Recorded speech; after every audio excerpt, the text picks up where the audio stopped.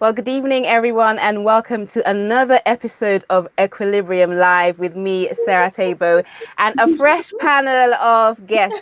Now, I'm sorry we started a bit late. We had some technical hitches, and we are going to have DAVIDB joining shortly. We're just trying to sort out some things from his end. But thank you for your patience, and thank you so much for joining. As you all know, for those who've been watching for the last few weeks, Equilibrium is all about talking about music business and music ministry and finding the balance between the two. I'm very passionate about helping artists like myself, independent artists, independent Christian and gospel creatives, just navigate this entire industry the best way that we can. And today we're going to be unpacking the topic, navigating the minefield of social media. How critical are the stats? How important is it on our journey? So guys, if you haven't got your pen and paper, because the last few weeks have been so informative, get your pen and paper, get your coffee and popcorn or whatever favorite beverage of choice you have, and let's get knowledgeable together. So today I've been joined by some exciting guests. I'm actually very thrilled and honored to have you guys. I'm joined by KHAFI EKPATA. I'm hoping I'm pronouncing the name correctly. Yeah. Aloha FMY. KHAFI is actually a presenter. She's a TV reality TV show star as well. I just found out. I was like, oh my goodness, I'm in the presence of royalty. I'll let her tell you guys more about herself. And she also recently started a podcast hosted by Premier with Theo Manderson called Naked Love, and I'll let her talk more about that as well. Aloha FMY, and I'm hoping I'm pronouncing the name correctly as well. She is a broadcaster. She owns a radio station and hosts many radio shows as well. She's an independent artist, a wife, a mom, and just overall wonderful lady. We also have DAVIDB, who is an independent artist. And I always like to have an artist on the panels because it's always great to have an artist perspective, not just mine, to have that balanced conversation. So he's going to be joining imminently. So I'm just going to let you guys give a bit more flesh to the introduction I've given. And, oh, one more thing, guys. If you're watching on Facebook, please share. I didn't get around to sharing, so please help me share. We're trying to sort out the technical hitches. So please share this. If you're watching on YouTube, by all means, do the same. And I've just recently discovered that you can subscribe to my YouTube and click the notification bell, seeing as we're planning to do this for the next few weeks, so you can actually know when to go live. So without further ado, I'm going to let you guys introduce yourselves a bit more. And I always like to do this with my guests. If today you have the chance to tick off one thing on your bucket list, what would that be and why? So, oh wow, I'll let you go first. I was hoping you would go first. Oh my goodness. Don't worry about it. So whilst you're introducing yourself, be thinking. So make your introduction as long as you like. All right. My name is Aloha FMY, as Sarah said. I'm married to Jude, and we've got 3 kids. Nathan, who's 18 in October. Amy and Josh, they're 10 years old. I am an independent artist. I love all things music. I love all things media, social media, broadcast media. And so I went ahead and just recently they did a feature of me the day I built my own radio station. But I wanted to be able to share my message of hope, love, and inspiration to a wider audience. And so I thought radio was a good tool, because I come from a media background. My whole family is into the media. They are movie producers, directors. I didn't act, but I thought that, okay, I could use my talent to good use. And so I started a radio station, and it's 4 years old now. And I broadcast every morning from 6:30 a.m. to about 7:30, just inspiring people to start their day right. And I absolutely love doing it. I usually say that Heart Song Live Radio is the #1 online radio station in Scotland. I know that we are the #1. Whoop, whoop, whoop. And yes, my bucket list. Oh gosh, I think as well. I just put you guys on the spot. Oh no. I'll come back to that. I'll come back to that. But that's me. Yeah. Thank you. Hey, David. No, you're welcome. My absolute pleasure. And thanks for accepting the invitation. Hey, David, we literally are just starting. And just to bring you up to speed, everyone is introducing themselves. I've already kind of blown your trumpet for you. However, you need to give a bit more flesh to the introduction. And if you have the chance to tick one thing off your bucket list today, what would that be? I haven't forgotten you, Eloho. I'm coming back to you. So, KHAFI, on to you. David looks shocked. I'm just trying to think. I don't even know where to start. I don't know what about the bucket list Introduce, question. And give the I introduction. don't like talking about myself either. I really hate doing intros and stuff. I really don't. But yes, my name's KHAFI. I'm an actress, presenter, host. Yeah, gosh, I don't know what to say. But yeah, I'm an all-round creative. I have my YouTube channel. I'm married. Just got married last year to my beautiful husband. Yeah. And what else? I mean, I just love to use, God's giftings in every possible way. Do you know what I mean? Every possible way. I just feel like whatever talents God has given us, we should use them. We should, use them to be a blessing. So that's what I'm all about spreading, God's love and positivity, in any way possible. I run a live show on YouTube every day, 7:30 a.m. called KHAFI Praise, where it's every day. Every That's single day. amazing. We've been doing it since last year, actually. It started in the lockdown and God has just continued it. So every day, 7:30 a.m., we pray together, read the word together. And it's a family. Do you know what I mean? It's really amazing. It's really wonderful. Like you also mentioned as well, I have a podcast on Premier Gospel called Naked Love Podcast. And it's really, really great. It's just being honest and candid and true and real about love. And about relationships and just discussing a lot of things that we don't discuss as Christians a lot of the time, like a lot of things that people shy away from, whether it's sex, whether it's relationships, whether it's marriage, whatever it may be. I just feel like God created these things, and the devil can try and mask it, mutate it, turn it into other things, but he's the one who created it. So it's just about bringing Monopoly back to love. I love that, bringing Monopoly back to love. I love that. That's really cool. And your bucket list then, what would you be looking to tick off? My bucket list, what would I do? I think I would just learn more languages. I speak 5 languages at the moment. Oh, impressive. And I think I would learn more.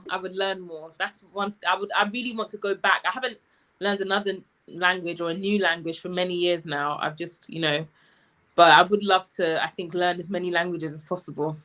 Oh, fantastic. I'll tick off my bucket list. Yes. So, Eloho, what would... All right, so bucket list. I've always wanted to have like a fashion show. So I could run. I never would have thought. Exactly, right? But I mean, that's one of the things I would love to do, a fashion show. Yeah. Okay, I'll be on the lookout for that. I'm sure it's going to happen. I mean, I'm sure it would happen, and I'd love to be there to at least enjoy the show. To kind of relieve you guys, because I know I kind of put you guys on the spot, so I'll also say my bucket list as well. Yes, that'll be good. Well, the one thing that I'd love to do, when I went to South Africa some years ago, I was in Cape Town, and one of my friends there said to me, there's a road that goes all the way from Cape Town to Cairo, literally from the southernmost part of Africa all the way to the northernmost part of Africa. And I'm like, I want to do that. I want to go on a road trip from South Africa to Cairo, from Cape Town to Cairo. So that is one thing. And I've looked it up so many times. Obviously, I've got young kids. I'm married, so it's not going to happen for a while yet. Because that's why they call these things bucket lists, right? Because you're not going to jump out tomorrow and just get on a bus and do it, because it does take a lot of time and planning. I can imagine we'll be driving through many countries and, jungles and all sorts of things. I don't know how safe that would be, but definitely something I'd love to do at some point in the future. But no, this is actually quite interesting. I love the fact that you speak 5 languages, KHAFI. Oh, thank you. I can't boast of that. Right? I'm jealous. Yeah, I know. So just to dive into I don't know what's happened to David. I think we've lost him again to the connection, but we're just going to dive straight into it. And one thing you forgot to say, Eloho, is that you do social media consultancy, because you are a social media strategist.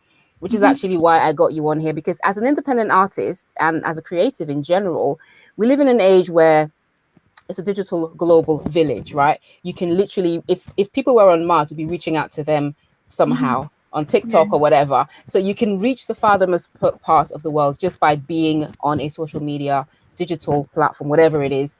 So it kind of helps our journey. It helps our how do I call it, achieving or fulfilling our purpose, our mission as creatives, if we can utilize social media to the best of our ability. So I feel like it's critical for us as creatives, as artists, to know smart and wise and productive ways of using social media without breaking us down and, you know, stressing us out. So I feel like there's a space, there's a place for balance. But from your perspective, maybe I'll start with you, Eloho, because you're a social media strategist. How important is social media? Because I know some artists who are like, I just want to put music out and walk away. And I know some others who are consumed by social media to the point where it almost takes away from their actual purpose and course, which is creating music.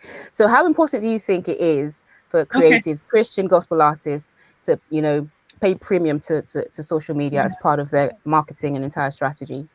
Okay, so first things first, it is very, very important.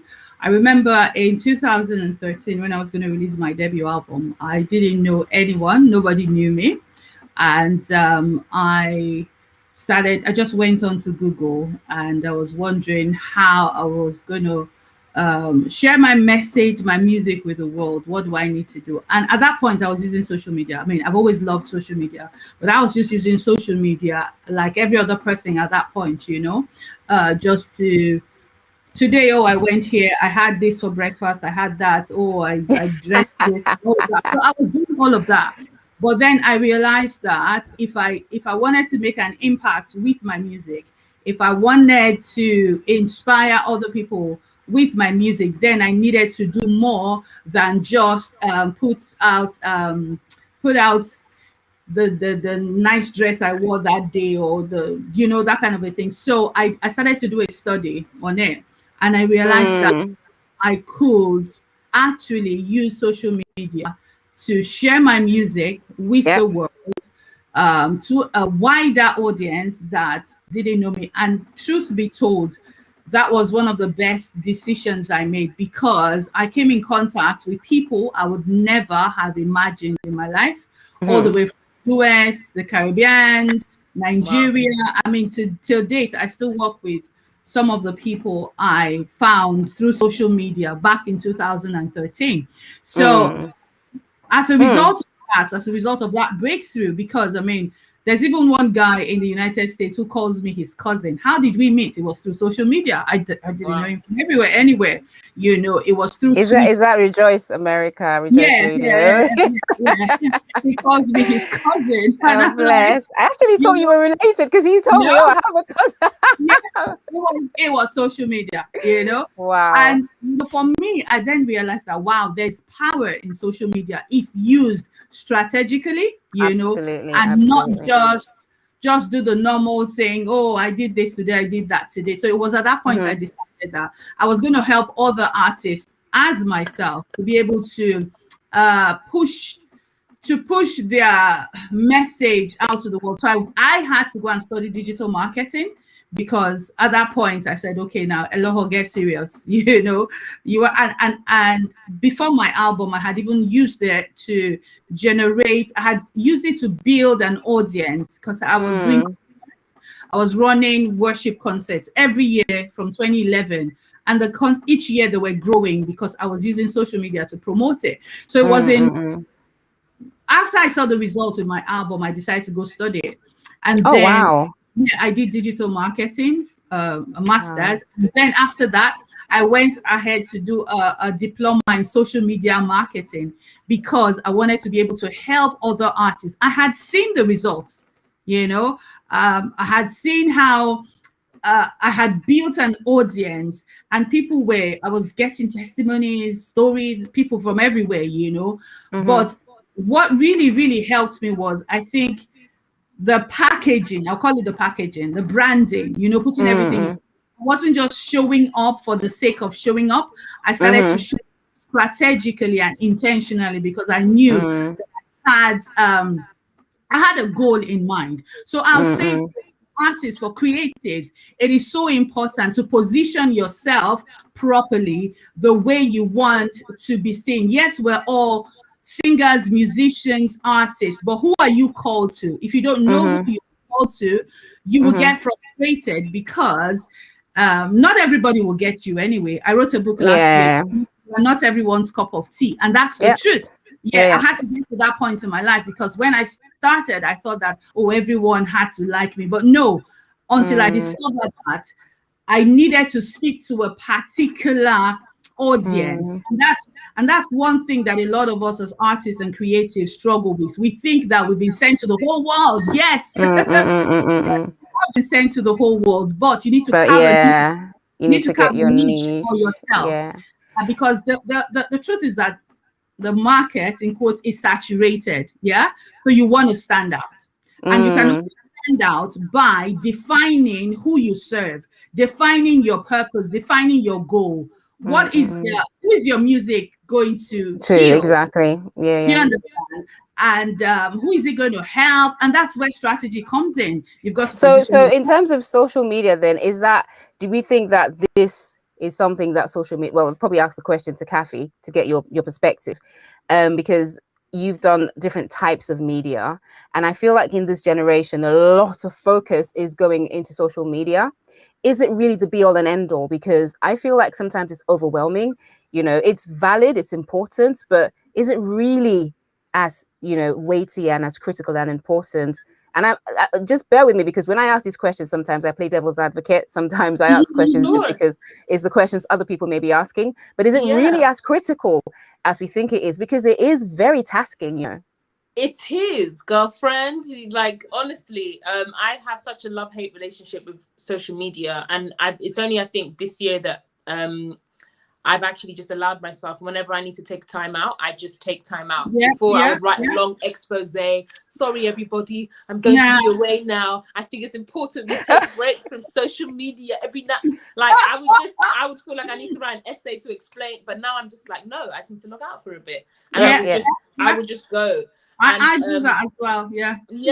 Like, it's only recently that I've been able to do that without any guilt.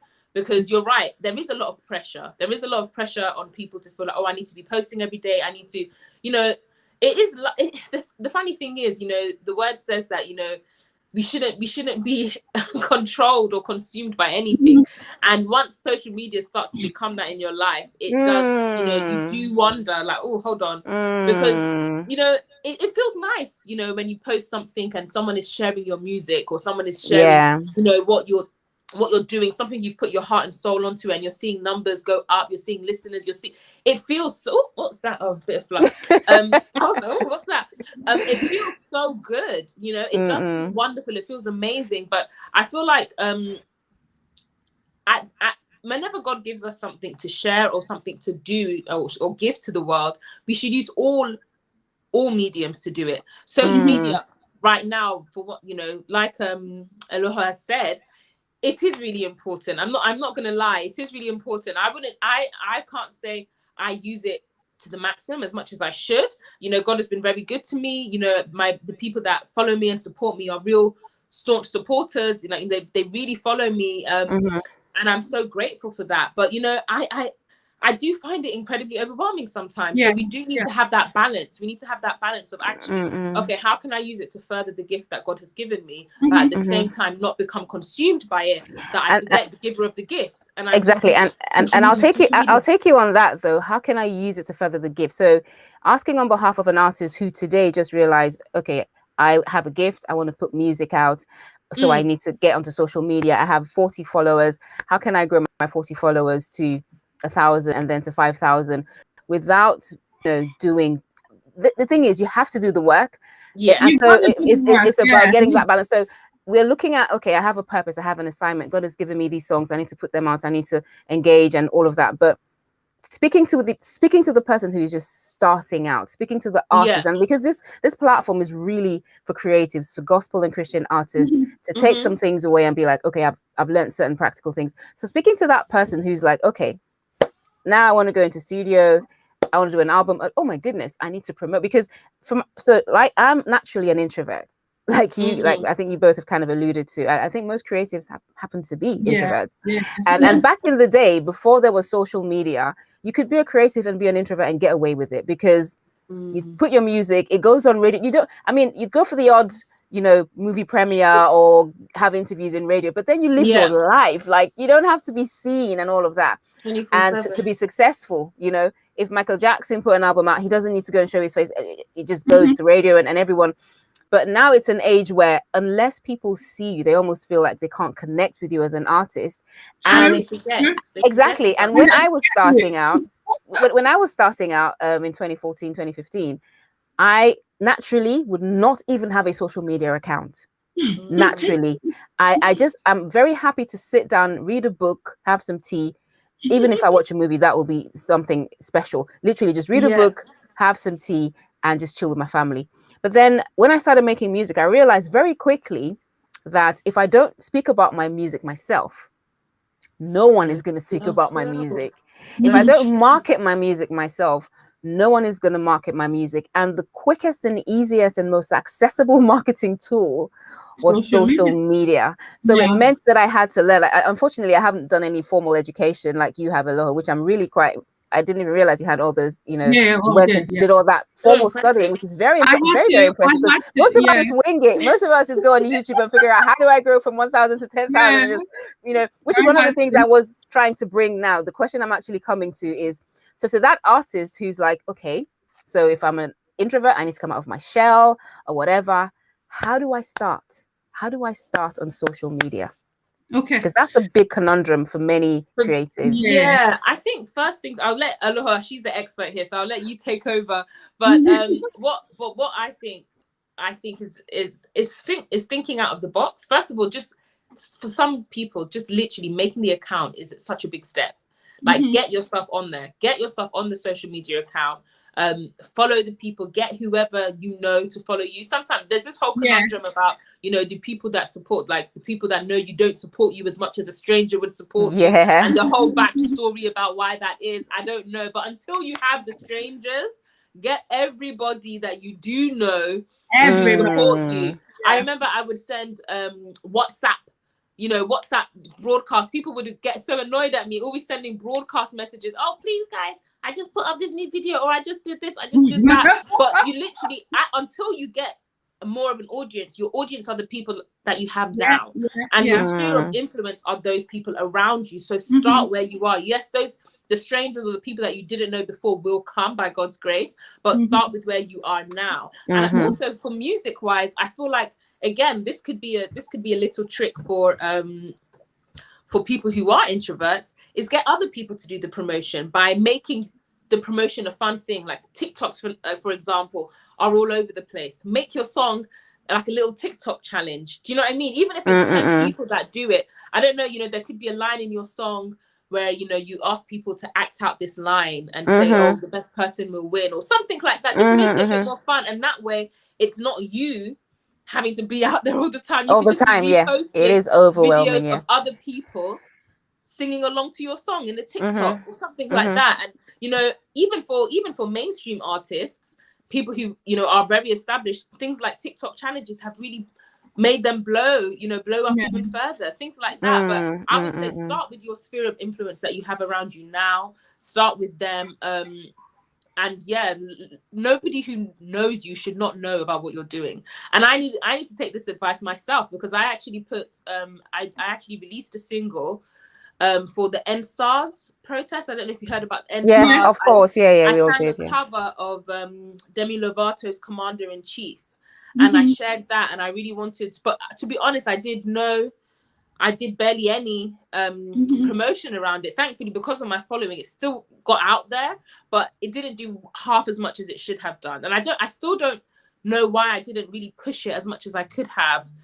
I still think about it tonight, like, why didn't I just push that? Why didn't I just push it? But I think because of the sensitive topic, I didn't want it to look like I was doing it for my benefit. Absolutely. I didn't want people to think, oh, you're trying to make money, even though the way I released it, I wasn't actually getting any income from it. But I didn't want people to think. And again, that's another thing. When you think about what other people are thinking, it then stops you from doing what you're supposed to do. That thought alone stopped me from pushing it, because I thought people would be like, oh yeah, look at her, she's trying to make money from the NSARS thing. But actually, I really wanted to raise awareness. God knows my heart. I actually really wanted people to question the government, saying, why are we allowing this? Like, what's going on? Do you know what I mean? But that seed of doubt that was in my head didn't allow me to push it the way I should. Do you know what I mean? So not many people have heard it, but I did do it. But anyway, over to the professional. amazing tips, and thanks for sharing. So one of the things I say to people, when I always go back to my example, what I did was I took people on a journey. Yeah.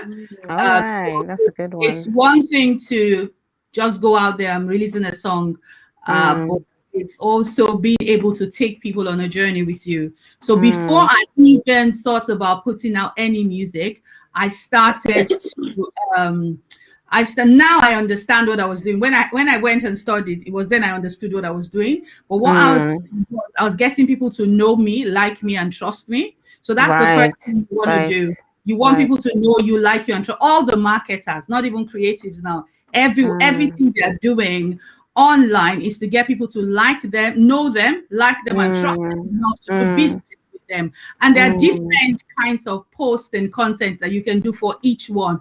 If you want people to know you, there's stuff you do. If you want people to like you, there's stuff you put out. And if you want people to trust you. So the first things first is take people on a journey with you. Start to talk about yourself, where you're coming from. So what I did was I started to talk about my story. I started to talk about myself. I always struggled with my height, and I didn't like myself because I was so tall. So people started to identify with me, at that point, like, oh yeah, me too. Yeah.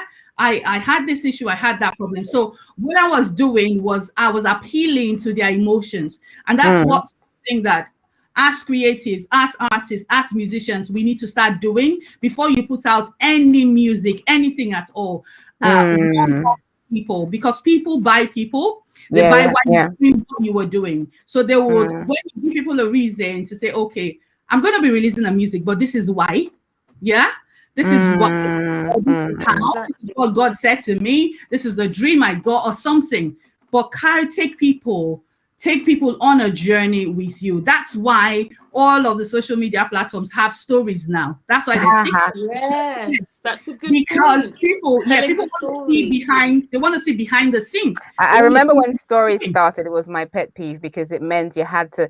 I mean, when it started, what people used to do back then was literally show videos, like literally they tell a story. And I'm like, I genuinely can't be doing this. Like, seriously. Hey, I'm on the bus. And like how Facebook started as well. Facebook was like, I'm having dinner. I just woke up. I'm going to sleep. Wow. And that entire habit went on to stories, but it became videos. People would be going on and going.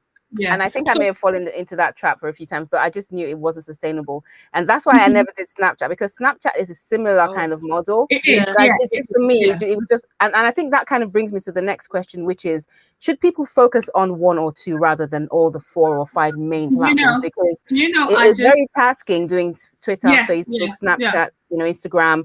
Should people just say, okay, let me grow my Facebook this year and then grow my Twitter next year, and then, All right. So what I just finished a class now because I have a 4-week class ongoing. And one of the things I said to them, you don't have to be on all platforms. And that's the truth. You don't have to be on all of them. I would say for creatives and artists, yes, you need Twitter, definitely. You need Instagram, YouTube, and then Facebook. But you don't have to be everywhere. Because every person is on every social media. You've got to know, which takes me back to my initial, the first thing I said, you've got to know who your music is for. And when you know who your target audience is, then you are able to go where they are.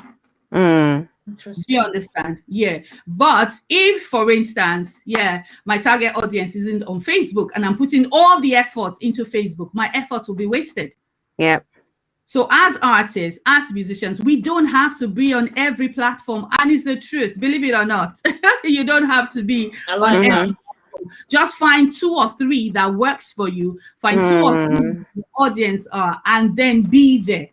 And do you count YouTube as social media? Because some people argue that it's not. Well, social now media. it is, because even YouTube has started doing, now YouTube has stories. Now YouTube has posts. You know, you can do a post on YouTube, so it is social media now, and the algorithm also works there as well. The more people who comment on your YouTube videos and posts, the more the algorithm pushes it up, and more people get to see it. So it's social media as well. But as artists, obviously, we need to be on YouTube. We definitely need to be on YouTube.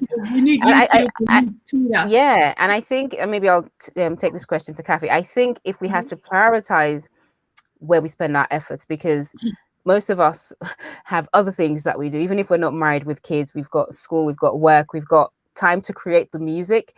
And so the time we spend on social media sometimes could be draining. It's like, oh God, I have to do this. So, and I'm going to come to planning in a bit, but in terms of, we've talked about, you know, you have to focus on a few, but I'm thinking the efforts that goes into creating this engaging content should be rewarded, right? Because if I'm going to be spending hours and potentially pounds and dollars and whatever other currencies out there for those who are watching, because I think there's people watching from different parts of the world, from the names I'm seeing in here, I should be getting some kind of, and Naira, I should be getting some returns, right? If I'm going to do videos and photos.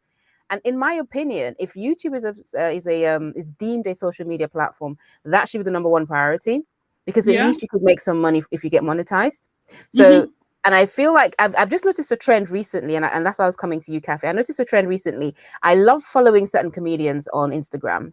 I think for the last couple of years, it's been a big thing. I mean, some people became really established just by being jokers on Instagram. And I've noticed that these same guys who probably never did anything on YouTube for the last couple of years, now everything of theirs is on YouTube. When I'm on YouTube, they just pop up and I'm like, oh, and of course they've got hundreds and thousands of views. And I don't really see them popping up on my Instagram, because they've caught that you get money when you're, I mean, if you get 100,000 views on Instagram, you don't get a penny unless you can tell me differently, because I know you've probably got deeper into it than me.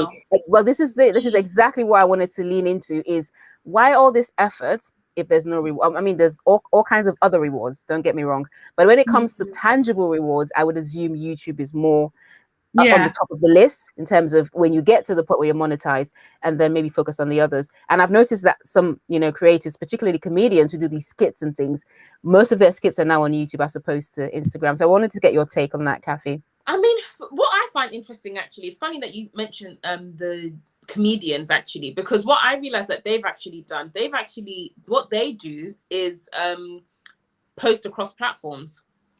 So me, for example, if I have a YouTube video now, I wouldn't normally put up the whole YouTube video on Instagram. I would just say, you know, hey guys, new YouTube video out, go and watch it. But these comedians will put the whole the whole video on Instagram, the whole video on YouTube, and the whole video on Twitter.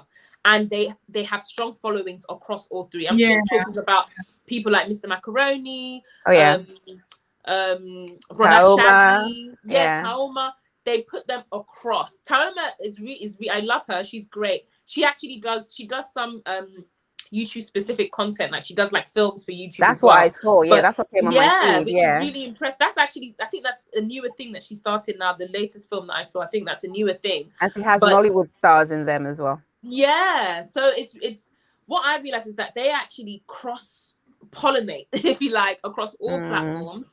And it's actually something I've also considered, that actually because what I realized, it's very difficult to people are lazy. They want to see things here and there. They don't want to click on something else. If you're on YouTube, it's very difficult to get people to just swipe up a link. Like if they're on Instagram, they're watching, they just want to click to the next thing, even just to swipe up on a link. Like the percentage of people who see what you've posted and the people who actually use the swipe up link, it's very different. So I feel like Eloho said, you know, concentrating on specific platforms, saying, okay, you know, but even now YouTube, I kind of left YouTube for a bit. I've just literally started YouTube again. I'm trying to do these good tea episodes speaking about, you know, news and things that's happening. But I want to focus it and grow it on YouTube. So it's interesting that now, like you said, a lot of people are deciding, okay, look, where can I get the monetization from? To be honest, from social media, most of the reward is the endorphins when you see the like button. But Pretty much. Pretty much. You can't. Yeah. It's not sustainable. That's it. Yeah. Yeah. You can't pay for food in likes. Mm-hmm. You can't pay. People think, oh my In gosh, comments. she's got this many followers. She must Yeah. be rich. Followers Yeah. does not equal money unless Yeah. you actually monetize. Do you know what I mean? And Yeah. I think you're right. People are getting wiser to that. Like, hold on, look, where is the reward apart from the excitement? Oh, 100,000 people saw that post, or this, or that. You know, apart from that, what can we get? So I think people are getting smarter. Instagram as well is trying to take its share in the market, because now certain people are now being invited to monetize their Instagram TV videos as well. Even in TikTok, I think for a while now they've had a creator fund that they, you know, monetize people's TikToks, depending on how many followers you have. So they're all trying to incentivize people And so take them away from YouTube, basically. Yes, away from YouTube and away from this whole thing that, oh, your reward is the endorphins when you see the likes. Do you know what I mean? People want to get paid, and people want to make sure their time is well spent as well. Absolutely. Yay, David's in the building. I think he got David. Yeah, go on. One of the things I wanted to say is, okay, so places like Instagram and the others don't really have the monetization, but what I advise people to do, artists, businesses, and all of that, is social media should actually redirect people back to either your website or get them into your mailing list, because when you have them in your mailing list, they are yours. The social media all can just go. I mean, we've seen how it's gone down. Exactly, at any point it just goes down. But what you have, when you have people's email, you have that audience, and then you can market to them. You can sell directly. You can sell your merchandise or whatever you have to them. So I advise people, and I think artists, we don't do that as much. Creatives, we don't do that as much, you know. So what I would advise is get a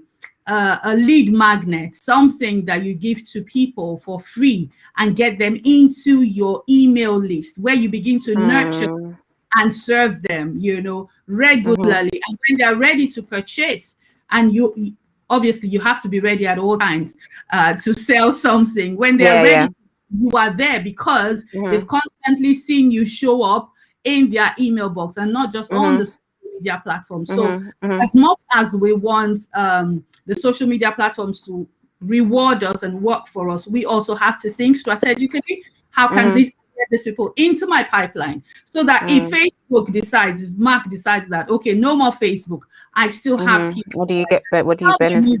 I can sell my merchandise too. I feel like, nonetheless, these are very valid points, and I always play devil's advocate on these platforms. I feel like, nonetheless, if I was an authentic creative, all I care for is for people to hear my music. So I'm going to speak to David. Should we just keep the integrity of, oh, I'm an artist, I'm coming here to share my music, you know, that's me? Or should we go, I want to make business, I want to sell merch, I want to get your email, I want to sell you stuff, you know, because ultimately that is another way to sustain the art, because at the end of the day you need to pay for studio time, right? So what are your thoughts? Should we just use social media to be like, yeah, I'm just putting my music out there, let me get people to hear my songs? Or should we be thinking, actually, how can I get, you know, merch, how can I make sales or become a millionaire, you know, things like that? First of all, let me apologize for all the hoo-ha and just going back and forth. Like, I nearly lost my mind. Oh, bless. Everything will be You're in now. All right. Everything will fall in. Yes. Hey, that's my job. I love it. Oh, thank you guys. So yeah, apologies for that. So much going on. But to answer your question, I always go back to what do I want, right? And sometimes that's a very difficult question to answer, just because a lot of times we're not really honest with ourselves. So for me, I always go back to what is it that I want. And as artists, we can't say we all want the same things, right? Some people are genuinely okay with just letting to be honest, I'm at the place now, especially now that I focus more on vocal coaching, and vocal coaching is kind of like my 9 to 5, as it were, right? And now I'm at the place where I'm like, my music, I legit just want people to hear it and enjoy it. And I'm not so much focused on, you know, how many streams anymore, and oh my gosh, how do I blow? How do I become a superstar? So I think for everybody, it kind of starts with that, just knowing what is it do I want, and then really kind of walking backwards and saying, okay, well, this is what I said what I want. This is how I need to get there. And you know, even the path is going to be different for different people. So to answer your question, obviously, if you're trying to make this thing a business, like earning actual money from it, then social media is definitely one of the tools, and you have to play the social media game. How do you play the social media game? You know, first of all, I would say consistency, right? Like when you're talking algorithms as well, like you can't. I mean, I don't want to say you can't, because you can. You can't just boom like that. Yeah, if you're trying to actually build a community and you want to see like engagement, you have to kind of almost have a calendar. And a lot of artists, we're not used to that sort of. I know I'm not used to that sort of stuff. That's why I love having artists on the panel, so I can get the real, the artist perspective. There was a time that I had a calendar, and it was like, okay, this is what I post on Monday, this is what I post on Tuesday, and I had all these content pillars. And honestly, it got to a point where I was so focused on aesthetics that I realized that I stopped creating. And it got so bad that I wouldn't put out a video because, oh my gosh, background, oh my gosh, lighting, oh my gosh, I haven't got the best phone. Color scheme and things like that, I had to like call myself out and check myself. Like, David, you built your following with crappy phones and crappy lighting. So it's as you grow, obviously you have to find that balance of you want, you know, quality, but at the same time, don't forget, like, don't completely dismiss why you started what you did. And for me, I never started music because, I want to, you know, it would be nice to be a superstar, but that's not the driving force for me. Because if it was, I probably wouldn't even be doing the kind of music that I do, if I'm being honest. So there are all these different factors that come into play, and I just put it back in and say, know what you want. Be honest. Like, it's okay to not want, like, when I say no, everyone wants to be successful, right? But then success means different things to different people.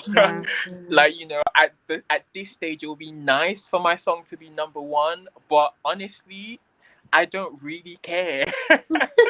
Some of us are rooting for you in that space, as you know. So some of us are literally going, bruh. Right.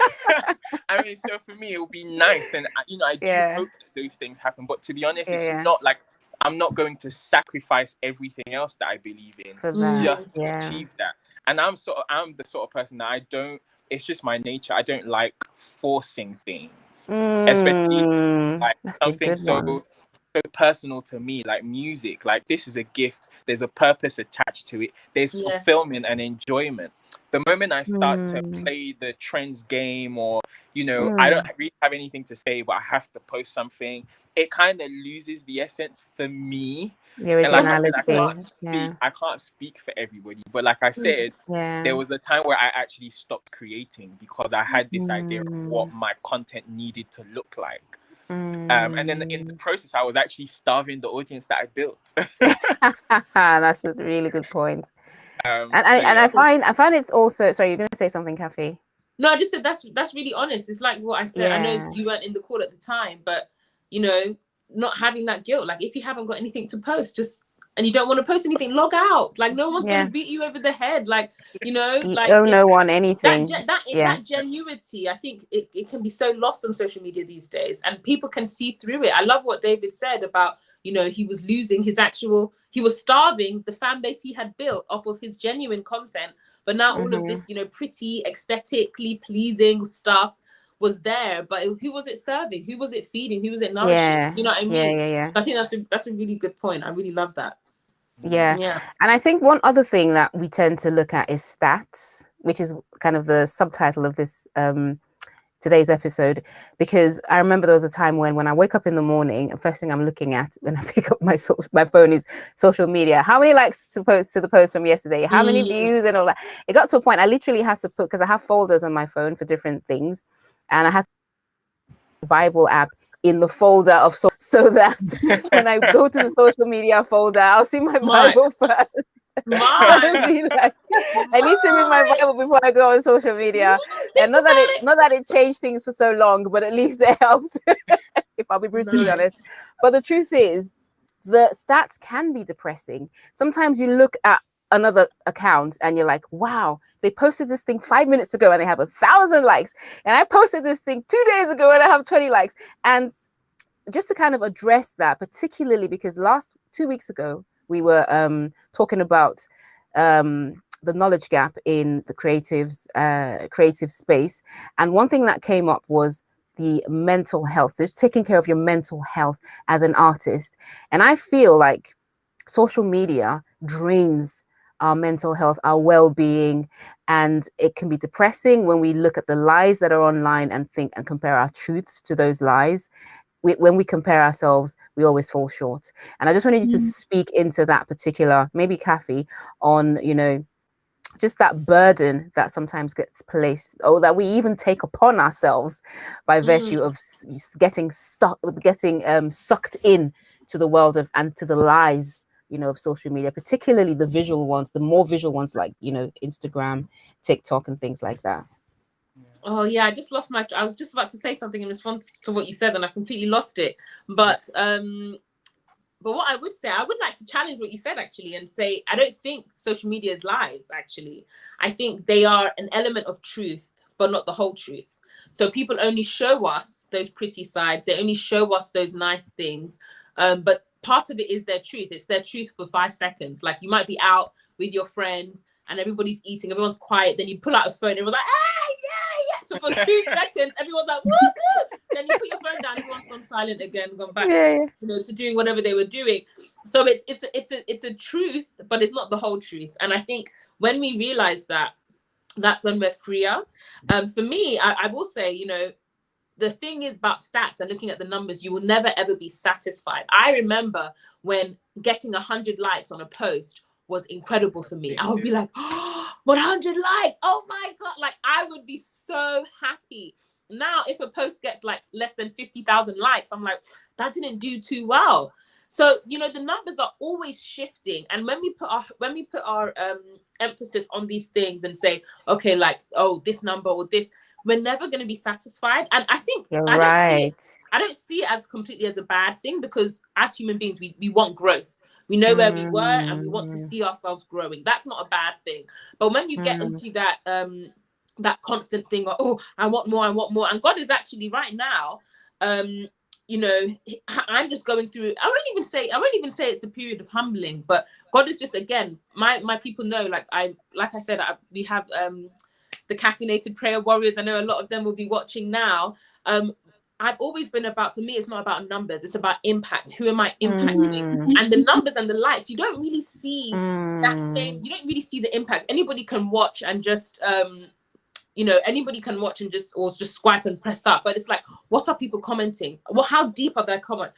What are they actually saying? Is it just an emoji, or are they saying, wow, this really spoke to me? Are people DMing you and saying, wow, that changed my life? Or that really helped me rethink? For me, that is the quality, not even the quantity. Because honestly, I'm telling you, that numbers thing will always knock your morale. Like even me now, if a post, like I was really disappointed that the post I put up about this I don't even think it got 1,000 likes. I'm like, what's wrong with people? You know, but oh no, you know the algorithm hates anything with words, right? Which is why even on my page, I didn't put the actual flyer. I did a video and then put the picture in the corner. Smart. It's crazy. Social media, especially Instagram. If you put words on anything, you can be happy if you get 20 likes. Yes.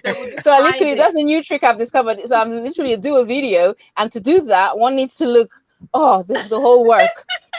You can't just be coming with your face looking like you just woke up. So you have to arrange your face just to do a post. Hey, this is the stress I'm talking about. Trust me, I know. Put the picture in the corner just so that Instagram doesn't block it. But to your point, else I've done now, I took my page off of professional. I took my page off of was it professional? I can't remember what they're called. The different Creator, like a business account. Yeah, I took it off of that because again, I started continuously swipe. Oh, how many people saw this story? How many people did this? How many people? And I just thought, nope. Like again, a bit like what David said. Let me go back to creating. Let me go back to impact. It's not about again, normally with that post, for example, I can see how many people liked it, and then I would go up and I tried to do it with this post, and I couldn't anymore to see how many people it had reached, even if they hadn't liked it, just to see how many people it had reached, and I couldn't see that anymore. And I was like, oh gosh. You can hide your like count now. Yeah, you can actually decide whether you want to from yourself or from people. From yourself and people, you can hide it now.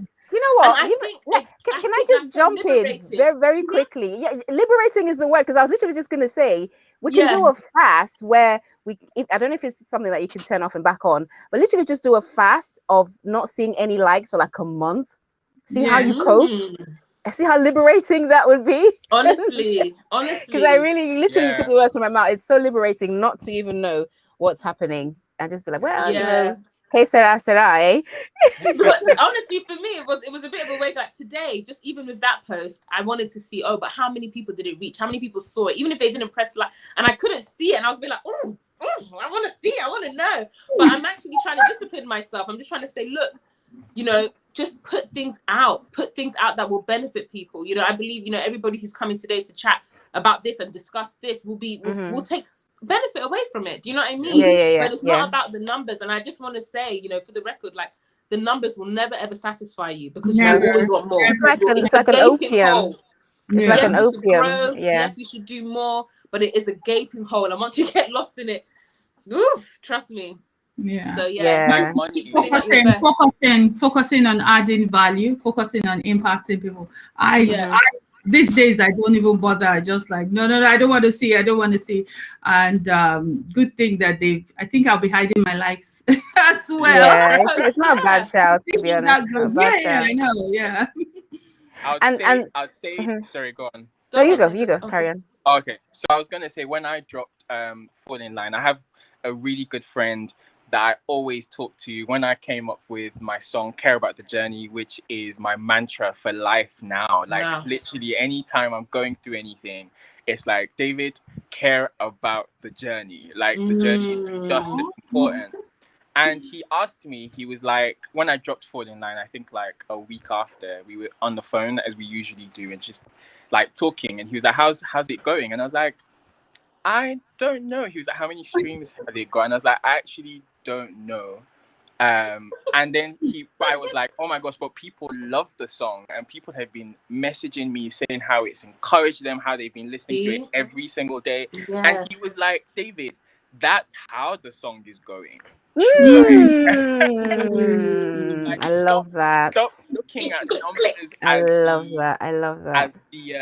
As a success. So I mean, don't get me wrong, these things are balanced, right? You know, we all want the songs and the content to reach people, but it's such a dangerous place to be where that becomes the benchmark for how you feel about your art.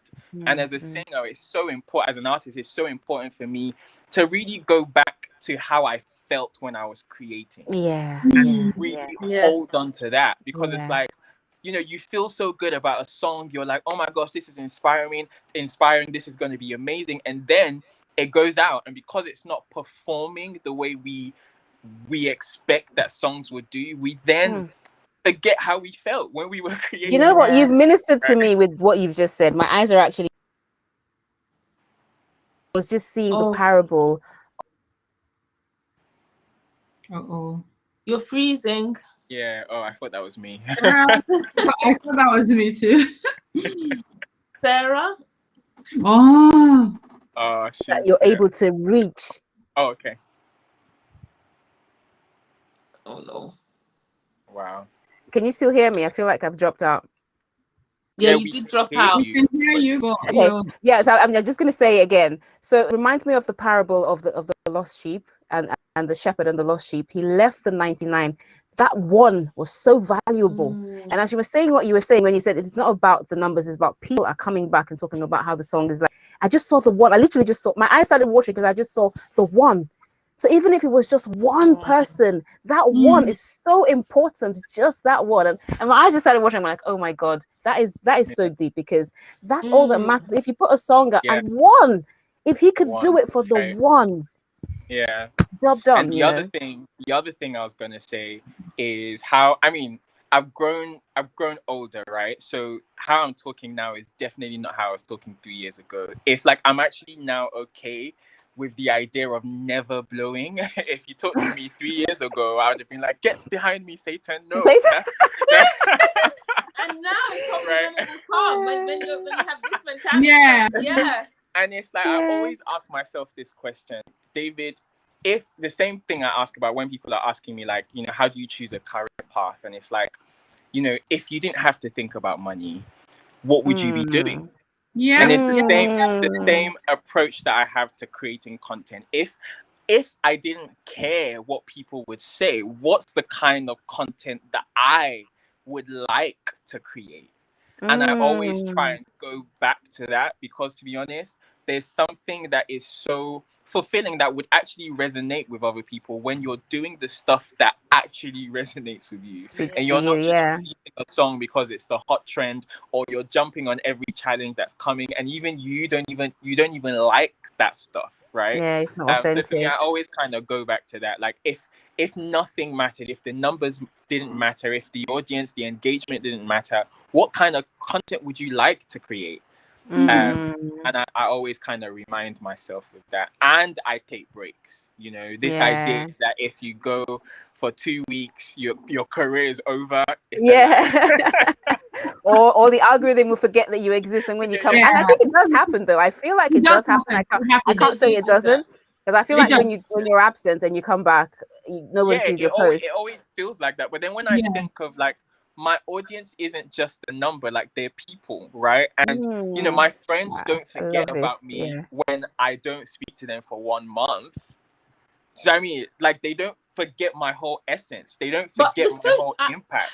I would disagree though, David. I feel like social media, they really do. If they don't see you, very few people will actually, like, sometimes I go off social media for a bit, and then I come back and I have a few DMs saying, "Hey, KHAFI, you haven't posted in a while. Hope you're okay." But they're very rare. They're very far and few in between. Like, people, it does feel like people completely forget about your existence if they don't see you pop. Because there's so much they're being bombarded with every 2 seconds. So much. This is where I kind of draw the line. I kind of draw the line in the sense that those people aren't my tribe. People. Okay, got you. It's true. Right? So, you know, I have what, 15,000. I'll be deluded to think that all those 15,000 are my fans, because people follow us for different reasons, right? You're telling me. Right? How many? I'm not gonna sell 15,000 tickets if I put up a concert today. Do you see what I mean? So like, I'm not going to prioritize an algorithm over my mental health and over how I feel about my art, right? So for me, it's been important to just take breaks. When I feel like, David, this thing is getting too much, you're losing peace over it. You're starting to feel a way even about the thing that you love so much. Yeah. It's an indication that I'm putting so much emphasis on something that really doesn't really matter. And you know, I take a month off. And yes, like you said, KHAFI, when I do come back, it kind of feels like, oh my gosh, I don't even know how to do this anymore. Like, where do I start? But I personally think it's that whole deception thing, and I'm going to go off on a tangent a little bit, and I'll stop talking because I'm talking too much. But like, something that I'm realizing now that I keep facing is this idea, especially here in Nigeria. It's the moment you're not like the top dog or at the top of the ladder, you almost don't have a right to complain about anything. And I find that so annoying. It's this deceptive thing that, you know, I'm supposed to just take whatever trash that's thrown at me because I'm an upcoming artist. How dare I complain about an event starting 3 hours late because you only have 10,000 followers. Yeah. Right. And it's like, this idea that if you don't play a certain game, it means that you will actually die. I don't buy that. You know, that recently I got kicked out of like a band thing because I kept complaining. I was just like, you can't book me for this time and then I end up spending 12 hours. Like, you're not paying me for that, right? And because I would complain and I would talk about that, the band leader kind of just tagged me as difficult. And I remember one of the band leaders, one of the members saying that, David, you know, just keep quiet, just calm down, because you would be blacklisted in the industry. And I'm like, what is this idea that I have to lose myself, and literally just accept whatever in order to keep my pockets full? Like, I'm gonna survive, right? God is the one taking care of me, right? Like, I'm not going to sell myself short just because of what I might not get. Right. And I kind of relate that to social media, in the sense that if I do feel the need to take a break, I will. And if that means me losing a couple of followers, that's all right. That's all right. Yeah. Speaking of followers, though, and to that point that you've made around sometimes an artist or a creative being perceived a certain way because of the clout they have on social media, and this is why we're talking about this, because I did kind of tag this: how important are the stats?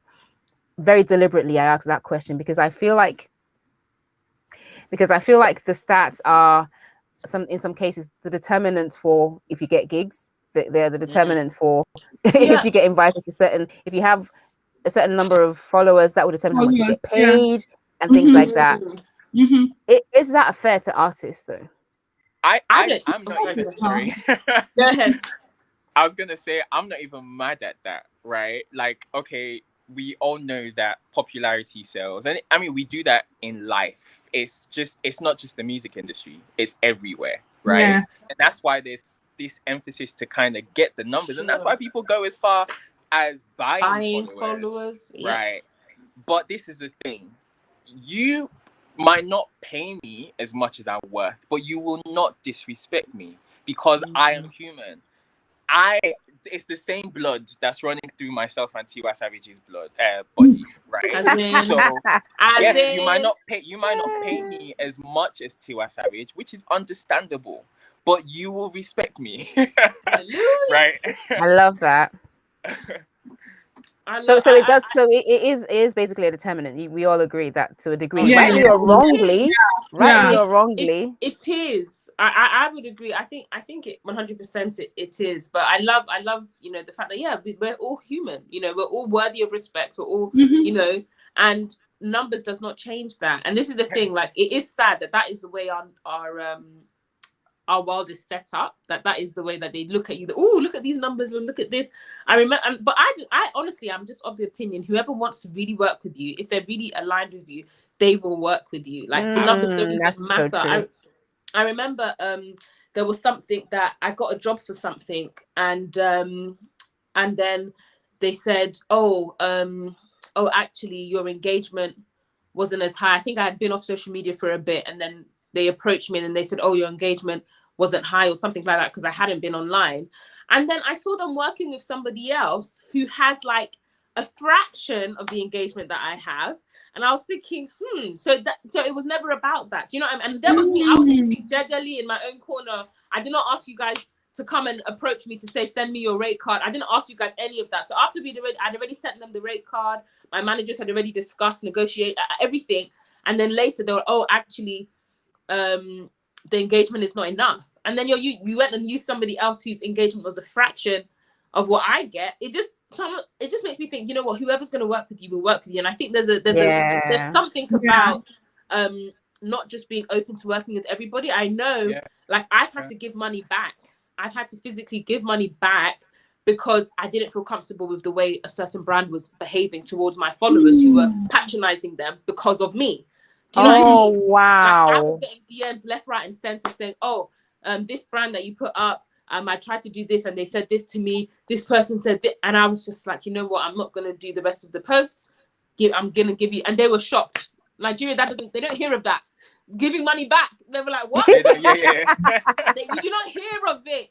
But I said, look, I do not want, honestly, I was just like, I do not want I don't, not to be dramatic, blood money or anything like that. Like, people trust me. I'm very particular about whether I do brands. Like, I would rather not do any brands, but my people know that when I actually post a brand, it's genuine, and I, you know, they can trust me because I don't do things left, right, and center. So when that was happening, I literally said, please, what's the account number? Let me send it back. And they were shocked. They were shocked. But this is the thing, we're humans. Blood coursing running through our veins. We need to have dignity, you know, about it. It's not just about, you know, hopping on everything. But you know what you said, and I'm going to go into probably the final question of the evening, but what you said, I think I want to echo it and reiterate it, is they said your engagement was low. So they say all sorts of things relating to stats and numbers and percentages, but just to encourage the artist who is watching out there, apparently it wasn't due to your engagement. Apparently sometimes it could be, but sometimes it isn't. So if you're an artist, you're out there and you're wondering, oh my goodness, you know, I don't have these followers, I don't have these likes, I don't have engagement is usually typically low, especially if as a Christian you post the odd Bible verse. Just be guaranteed your engagement would be low. Yeah, but if you're on there posting half naked pictures, you probably would have more engagement. So depending on what you post, if you're doing more scriptural Christian things, you probably won't have much engagement. So don't feel bad. Remember about what we said about the one, and also, you know, rightly or wrongly, they look at stats, they look at numbers. But again, don't let that weigh you down. I think KHAFI and David have kind of, they couldn't have emphasized it more, the importance of being true to yourself and not being defined by the numbers and the stats of social media. So I know, KHAFI, you're going to be leaving. Oh, okay, you go. Yeah, sorry, I will be leaving shortly. Sorry, but I said I don't want to, you know, sound too fairy-like or fairy tale-like. But I do genuinely believe when passion and, you know, like, I think, I can't remember whether it was Aloha who said about consistency before, you know, when passion and consistency combine, people will genuinely want to follow you anyway. Like, people will genuinely, and those followers are worth more than 10,000 that you can buy. Do you know what I mean? 100 of those people who genuinely care about your content, like, it's worth so much more. So just be encouraged. Like, and I repeat it. And sometimes even now, you know, I just feel like I note people who, you know, who are supporting me now. And I'm like, you know, God still has even way bigger plans for me. And, you know, God will bless you for, you know, supporting me now when you still see me. So, do you know what I mean? You see me in a particular way. Like, and I just believe, you know, to any artists who are watching, anybody who's watching now, who's, you know, thinking, oh, you know, when will people see me or when will people notice me? Cherish the people who are noticing you now. And listen, you know, God will reward them. They will not regret, you know, investing in you. They will not regret giving you the time of day. Like, that's just what I believe. Like, just, you know, just keep going. Yeah, you know, that's a really good way to summarize it. And I'm conscious you need to leave, so I'm going to ask the final question, which I'll let you start with, because I know it might take a bit of time to get through through everyone. But what would be your one big do and one big don't if you're going to advise somebody? I know Aloha's probably going to have like 50 big do's and 50 big don'ts. But if you're going to advise somebody who's either starting out or even established, I'm learning every single day, and I've learned a lot already from this evening's conversation. What would you give, you know, advice? What would you advise people, creatives, artists, comedians, whatever, singers, on one big do and one big don't on social media, maybe from your own experience, something that you're like, oh, I would never do that again, or I would definitely do this again? What would be your, like, just one of each rather? I would say don't get bogged down by the numbers. I think that's the echo of what we've already said. Don't get bogged down by the numbers. You know, when they come, and I believe that they will for people, you know, when and if they come, enjoy, like, thank God for them, but don't get bogged down by them. Don't let that be a determinant, you know, of the content you put out. Or if you do put out, don't think, like you said, Sarah, before, about, you know, seeing only 20 likes and thinking, oh gosh, that wasn't good. No, don't let your the quantifying of it be in the numbers, but be in the like, how can I put it, emotion, or the actual response you get, rather than numbers. My big do would be something I need to work on myself. Be consistent. I'm not consistent myself, but again, I'm trying not to, I don't beat myself up about it now. Again, like, put focus on your health and your well-being. Do you know what I mean? But where you can, like, be consistent. That's what I would say. Be consistent. And it's people who show up every day that get noticed. That's just the truth. That's just the truth. When you show up, people will notice you eventually. Just keep showing up. People will see you. People will notice. So That's yeah. Brilliant. Thank That's you. amazing. So I'm just making notes of those and sharing. Definitely consistency. Consistency is really tough. I agree. It's a tough one to It is maintain, tough. because I had a whole calendar as a diary, as David said, at the start of the year. But the thing about having a diary though is you have to still be fluid. You have to be spontaneous and organic. Even though on Monday you're going to post about birds and on Tuesday you're going to post about bees, but you still need to, if something else happened, frogs became the theme on Tuesday and you wanted to chime in, by all means, you don't have to post about bees on Tuesday, you know. So it's like, but yes, so I think that consistency topic can sometimes, you know, as we've already alluded to, be overwhelming. But the thing with consistency, like I say to people I work with, the fact that we say be consistent doesn't mean you have to show up every day. Doesn't mean that you post every day. No. Sometimes I don't post every day, but one single piece of content might do the work for 3 days. If you get what I mean. So if you put out something of value, it will still continue to do work. So you don't have to post every day. So I think for us as artists and creators, focus on putting out valuable content. Focus on putting out relatable content. Focus on putting out that content that someone sees it and goes, aha, I can relate with that. I understand that. I've been there. Rather than just put out, you know, we all love quotes. I do a lot of quotes. We all love quotes. Rather than just put out quotes and scriptures, how does that scripture relate to you or your business or your music or something? But focus on, you know, providing value. That way you don't have to be under pressure to, oh, I must post today. I must post today. No. Just focus on it makes sense. Yeah. Yes. Let that content do the work. 2-3 days is still work for you. So that's what I would say about consistency. Everybody calls me the consistency queen because I'm always showing up. And you know, I tell them that, you know, you'll be shocked that I don't put out content every day. They're like, that really? I say yes, because I just focus on providing value to you. And then you think that I'm showing up every day. So consistency does not necessarily mean you must post on your Instagram every day or your Facebook every day. No, just focus on providing value. Yeah, that's what I would say about consistency. Yeah.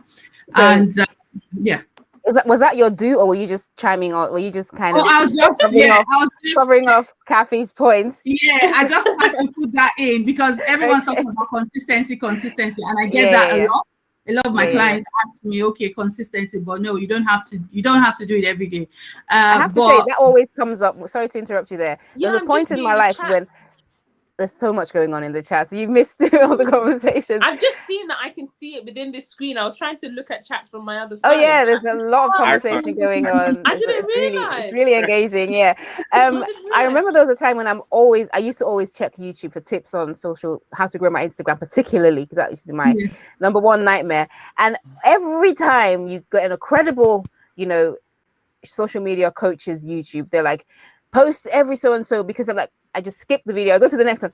Post every so and so, because they're like, oh, anything else? Post every so and so. And I'm like, is there any other way to grow my Instagram than posting every other whatever frequency and being consistent? Please, can I not just? Isn't there a magic wand I can wave and then my and my channel grows? But yeah, I think it's everyone's frustration. I think that whole idea of posting consistently. But anyway, so what would be your do and don't, Eloho, seeing as we're on you now?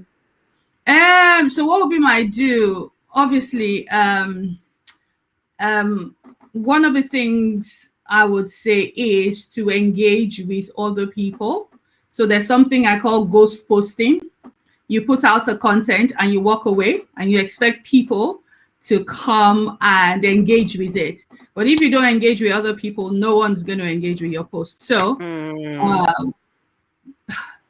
I usually tell people, before you put out any content at all, go and engage with other accounts. 15 minutes before you put out anything, engage with other people's accounts or whatever you want to do.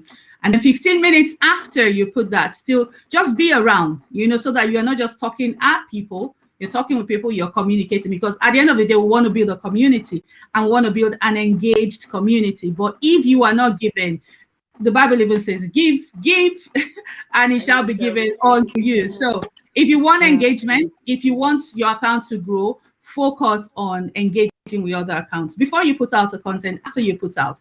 And then the people who have come to you, if they have genuinely left a comment, don't just put an emoji, don't just put a tick. I only have energy for emojis though, unless like you say a prayer and then I'll give you the hand. It's a smiley face around. So I there's this group I'm part of, and one of the ladies comes to me, is like, Eloha, I think you need to ban everyone who says thanks for sharing, because people these days, that's the only thing they say, thanks for sharing. But if you really that's what I do. It's okay to do that, but I mean, say how that piece of content has added value to you. Just say something and then say thanks for sharing, but because that thanks for sharing is becoming like, okay, I haven't even read it, but thanks for sharing, So what I'll say, I think is do and don't, but that would be you've given us the do, so the don't now. The don't, how do I say this? I wanted to say something about focusing on your why. You must always know your why. So don't just come into Instagram or Facebook or Twitter or anything without a plan, without a why. You must know why you're using the platform, know what you want to get at the end of the day. Yes, we all want people to come and listen to our music, our podcast, read our books and all of that. But what really is your why? How does your why translate in your music, in your book and all of that? So don't just use the platforms without having a why, without having a plan. Be clear on your purpose and have a plan. Sounds very scientific, giving people like me and David just want to make music and walk away. But hey, that's what the professional says. So there, we have to do it.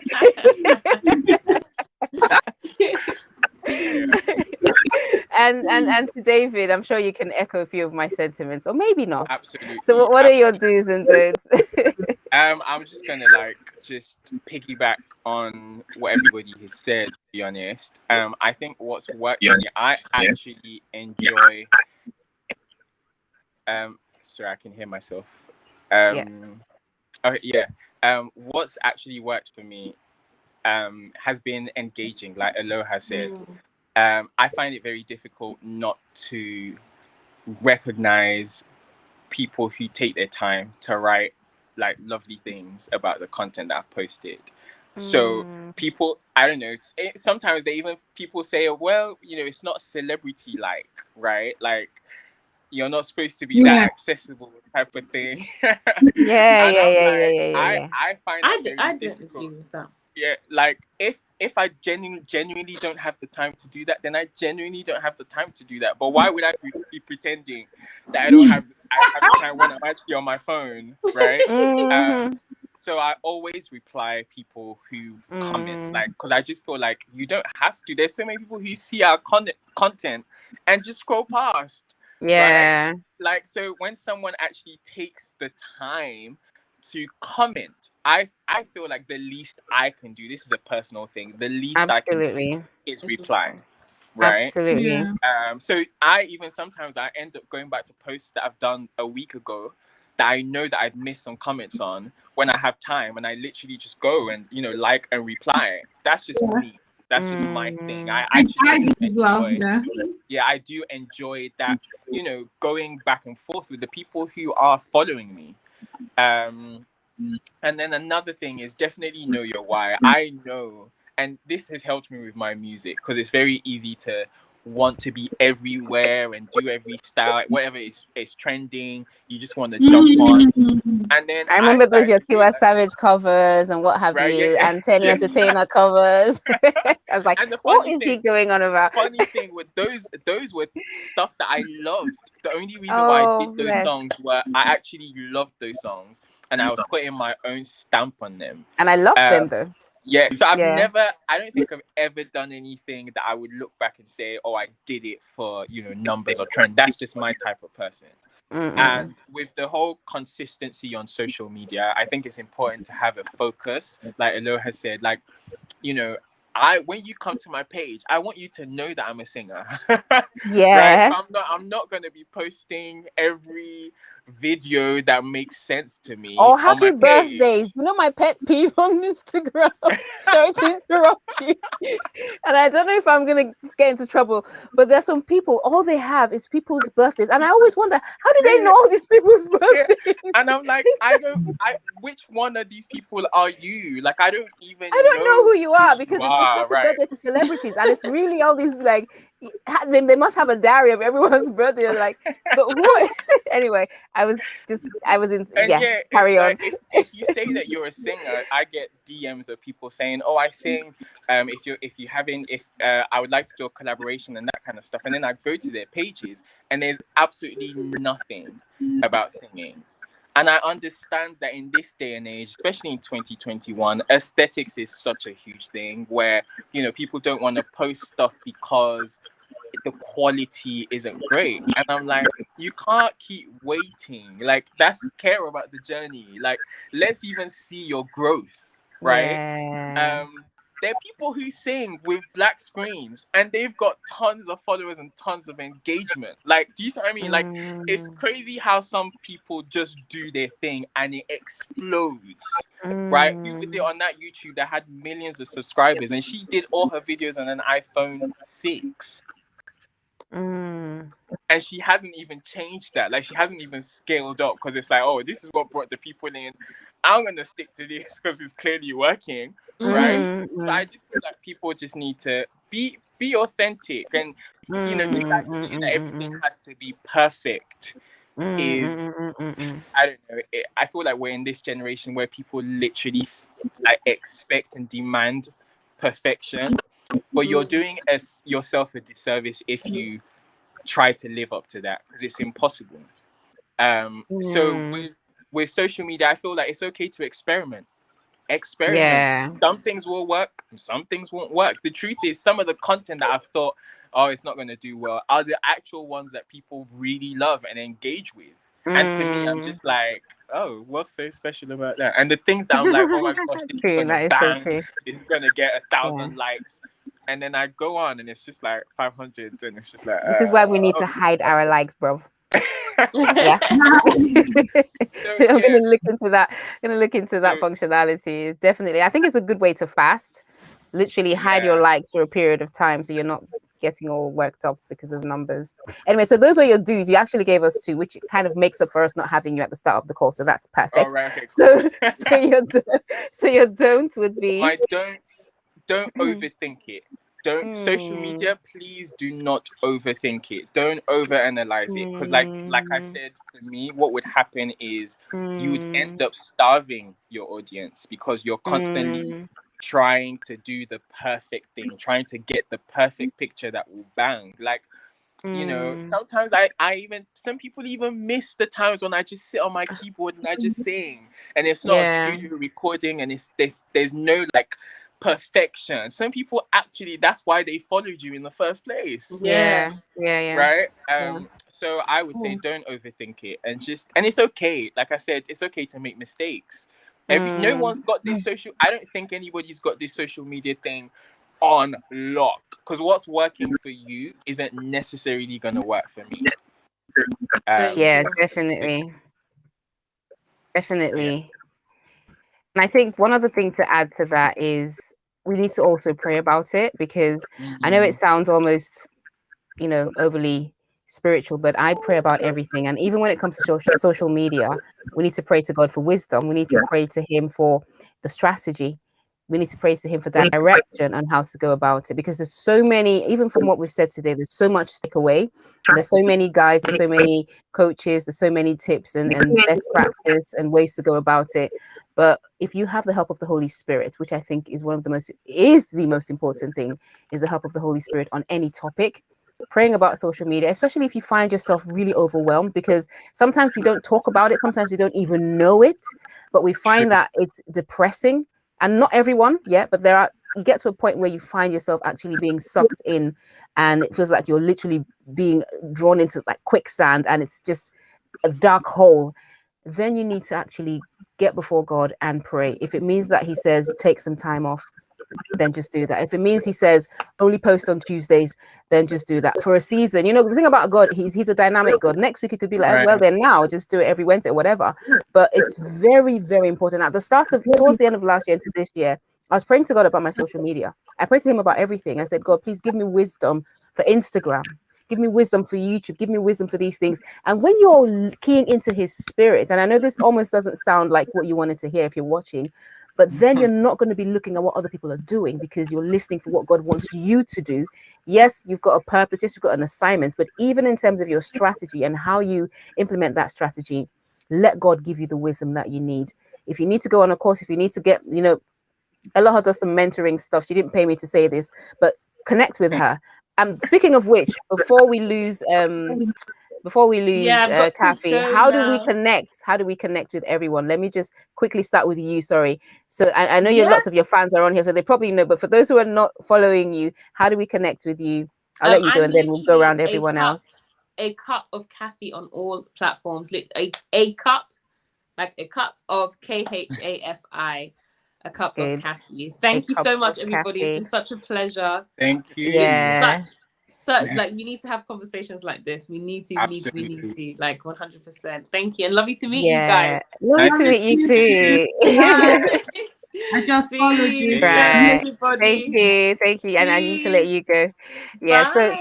Bye. So David B, how can you be contacted? I know you do. Just want to show KHAFI's. That's a cup of KHAFI. I know you do a lot of vocal coaching. Can I just say, he is one of the, in my opinion, one of the best. And that's probably why my eye went to vocal producer in the email, because I know you're a vocal producer.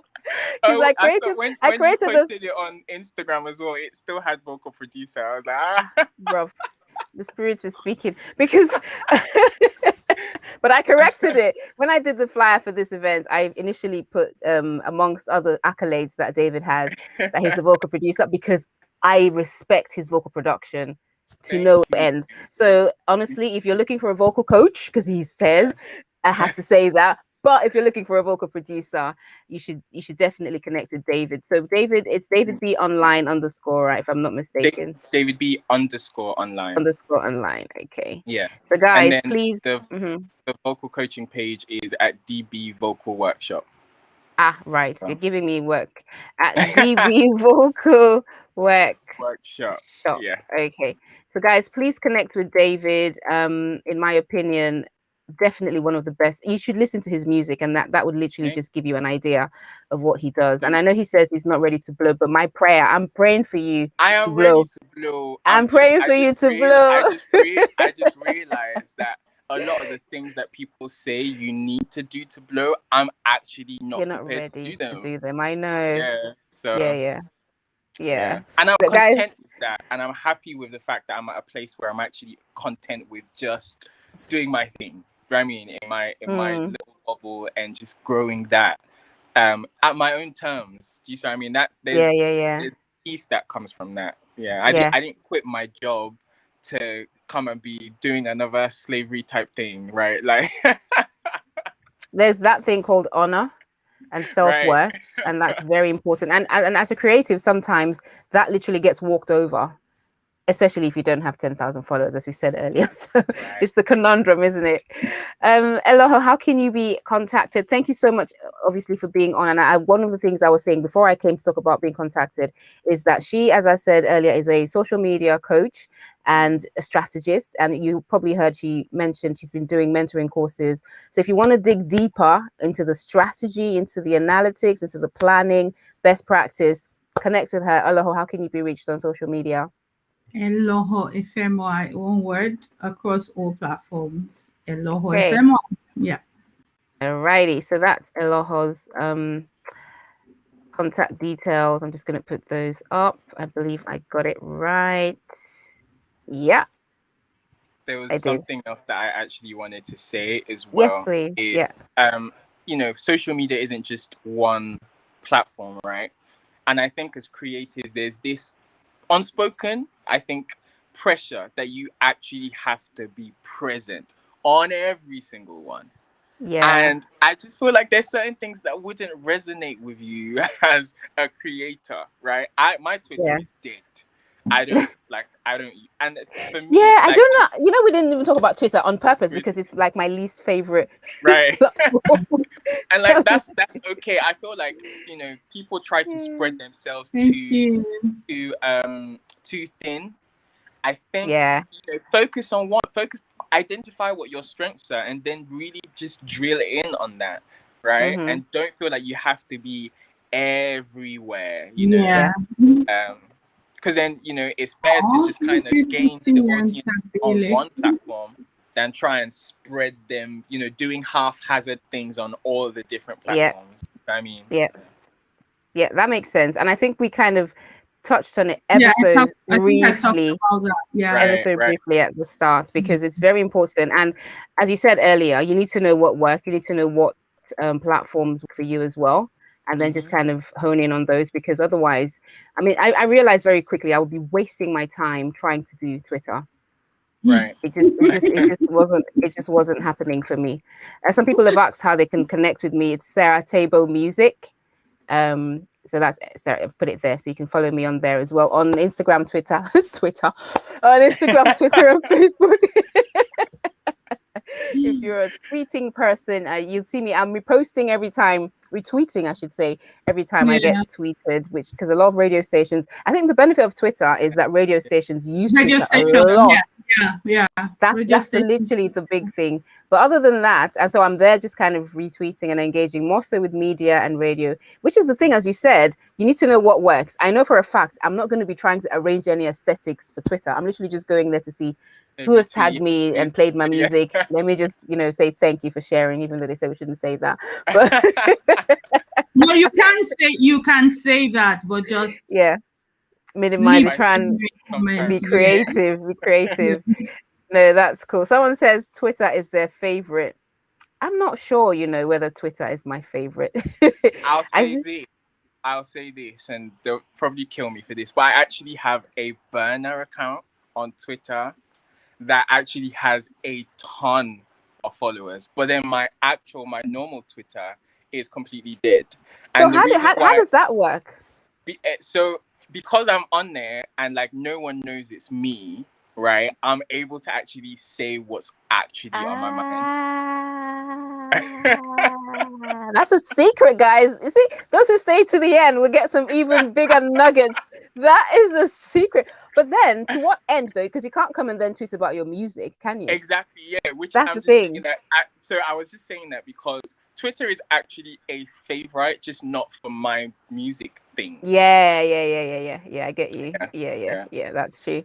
But no, guys, thank you so much for hanging. I'm going to let you go because we've been an hour and a half. These conversations tend to be really engaging and really information packed, insightful, and eye-opening, and it has been a really great evening. We had so much engagement. I think from all the Equilibrium lives I've done today, I had the most engagement.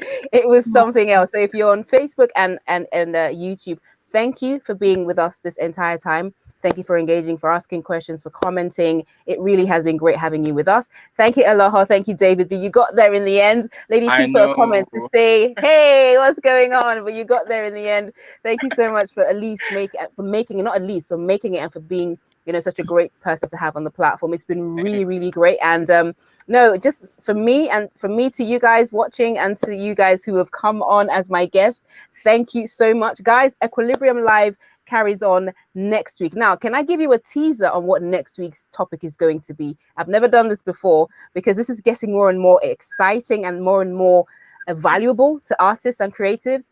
Next week's is going to be about production. What do artists need to know before going? Because again, Equilibrium is about getting the balance between business and ministry in music. It's such a big passion of mine to help creatives in Christian and gospel music to become more equipped as they pursue this whole journey of, you know, being a musician and a creative.